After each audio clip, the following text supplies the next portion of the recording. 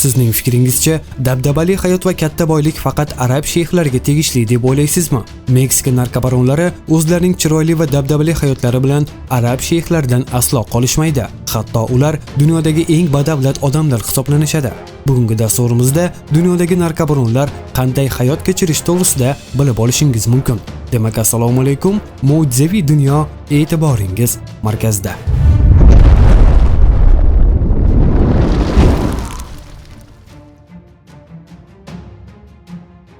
Pablo Escobar kabi jinoyatchilar haqida hayotida hech bo'lmaganda bir marta eshitmagan odam topilish qiyin. Escobar 20-asrning shafqatsiz narkobaronlaridan biri bo'lib, u nafaqat Kolumbiyada, balki butun dunyoda mashhur edi.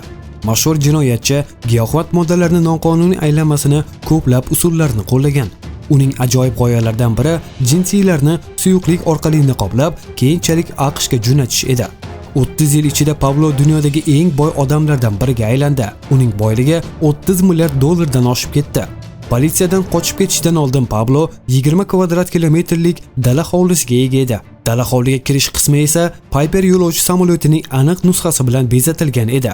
Ushbu samolyotda AQShga birinchi marotaba kokain yetkazib berish uchun foydalanilgan. Hududning boshqa qismlarini esa dinozavr va boshqa hayvonlar turlari bilan bezatilgan. Shuningdek, dala hovlida jirafa, begemot, fil, karkidon va boshqa noyob hayvonlar bilan to'ldirilgan hayvonot bog'i bor edi. Ammo bu 20-asrning yetakchi narkobaronining yagona dam olish joyi emasdi. Ishonch bilan aytishimiz mumkinki, uning hayoti davomida bundan-da jannatmakon joylar bo'lgan. Biroq narkobaron hayotdan ko'z yumishi bilan hashamatli saroylar vayronaga aylangan. Ekzotik hayvonlar esa hayvonot bog'lariga jo'natilgan. El Chapo. Amerikaning rasmiy ma'lumotlariga ko'ra, Guzman dunyodagi eng yirik narkotik savdogarlardan biri. AQSh hukumati uni qo'lga olinish uchun 5 million dollar pul ajratgan. Shunisi qiziqki, 2009-yilda Forbes olamiga kirib, El Chapo sayyoradagi eng boy odamlar ro'yxatiga kiritildi va 701-o'rinni egalladi. 7 milliard raqobatchini hisobga olsak, unchalik ham yomon natija emas. 2016-yil 8-yanvarda Meksika politsiyasi Pablo Escobar o'ldirilgandan beri eng katta muvaffaqiyatini nishonladi. Giyohvand moddalar savdosi va odam o'ldirishda ayblanib, mashhur El Chapo qo'lga olindi. Uyini tintuv paytida kutilmagan surpriz politsiyachilarni hayratga soldi. To'g'ridan-to'g'ri shaharga olib chiqadigan kanalizatsiya tunneli uning hammomida joylashgan edi. Bu esa shubhasiz har qanday kutilmagan vaziyatda unga qochish imkonini berish uchun edi. Shuningdek, aynan mana shu yer osti yo'li Guzmanga milliard daromad qilishga yordam bergan. Tunnel orqali kartel AQShga narkotik, kokain va boshqa giyohvand moddalarni yetkazib bergan. Kulgili bir fakt, El Chapo xuddi shu tarzda tunnel orqali qamoqdan qochib ketgan. Uning bu sohada katta tajribasi bo'lgan.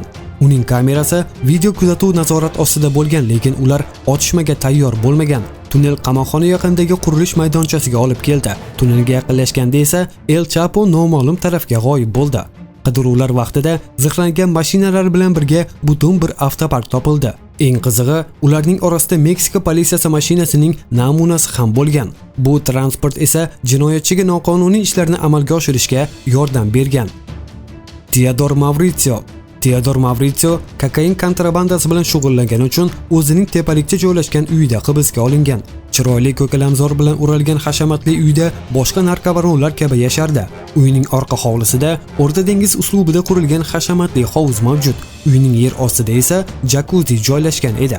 Uydan juda ko'p miqdorda san'at asarlari topilgan. Ularning ko'pchiligi xalqaro qidiruvga berilgan edi. Maryamning oltin qiyofasi bilan bezatilgan qurol oddiy narsa edi, chunki uyda saqlanayotgan bunday san'at asarlari soni har qanday muzeynikidan ko'proq edi. Shuningdek, noqonuniy saqlanayotgan pullar ham topilgan. Masalan, chiroyli tarzda taxlangan 200 million dollar. Norman Cay bu bir necha yuz kvadrat kilometrlik kichik bagam orollardan biri. Florida qirg'oqlaridan unchalik uzoq bo'lmagan joyda joylashgan. 1978-yildan boshlab 4 yil davomida orol Kolumbiya narkobaroni Carlosning shaxsiy mulki bo'lgan. Shuningdek, Kolumbiyadan AQShga giyohvand moddalar kontrabandasi uchun tranzit tashish bazasi bo'lib xizmat qilgan. Odatda narkobaronlar qimmatbaho mashina, tilla buyumlar va hashamatli uylar sotib olishadi, lekin Carlos boshqalar oldida past ketishni istamadi va 4,5 million dollarga ushbu orolni sotib oldi. Shundan keyin darhol narkobaron oroldagi ko'chmas mulklarni ko'p miqdorda sotib olishni boshladi. Shunday qilib, qisqa vaqt ichida butun bir orol Kolumbiya narkobaron nazorat ostiga o'tdi. Qisqa vaqt ichida orol lider va uning sheriklariga buzuqlik joyiga aylandi.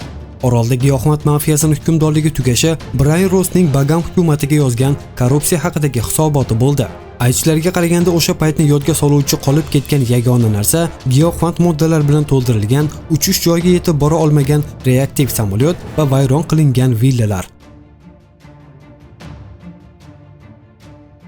2012-yilda bir qancha avstraliyaliklar Santa Marta shahar markazidan kichik bir xonani ijaraga olishdi. Xonani qayta jihozlash uchun yondashganda ular g'alati qurilgan binodan hayratga tushdi.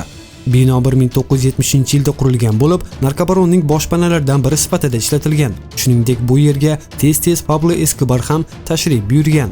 Bu yerda devorlar orasida yashirin yo'llar, maxfiy joylar berkitilgan edi.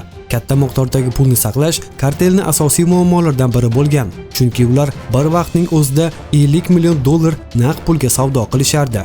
Odatda ular pullarni devorga, xona ichidagi maxfiy joyga joylashtirishadi. Shuningdek, o'zlarining bazalariga yoki boshqa egalik qiluvchi uylarga egalari bilmagan holda. Bunday bazalardan biri hostel xonasi edi. Ma'lumotlarga qaraganda u yerda topilgan 10 ta yashirin joylardan faqat 2 tasi bo'sh bo'lgan. Yana u yerda maxfiy xavfsizlik maydoni ham bor edi. Shuningdek, yer ostida narkobaron viskilarni saqlash uchun xona va qochish uchun 2 ta tunnel ham bo'lgan. Hovuzning yonida esa siz hali ham ko'rishingiz mumkin bo'lgan kattakon Sputnik antennasi o'rnatilgan edi. Kartel undan vatandoshlar yoki AQSh kontrabandachilari bilan aloqa qilishda ishlatgan. Bugun sizga yetkazmoqchi bo'lgan qiziqarli ma'lumotlarimiz shulardan iborat edi. Video yoqqan bo'lsa like bosishni unutmang, kanalimizga albatta obuna bo'ling. Xayr, salomat bo'ling.